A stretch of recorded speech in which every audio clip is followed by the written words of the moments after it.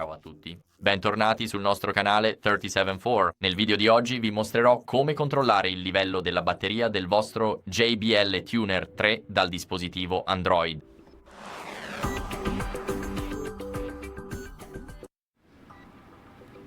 È davvero molto semplice.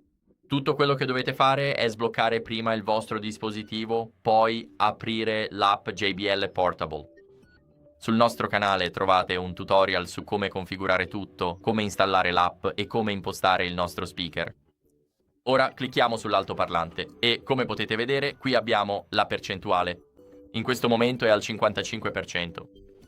Quindi ecco come potete controllare il livello della batteria su un dispositivo Android per il vostro JBL TUNER 3. Questo è tutto per il video, spero vi sia stato utile. Se è stato così, lasciate un like, iscrivetevi e scrivete un commento e ci vediamo al prossimo video. Ciao!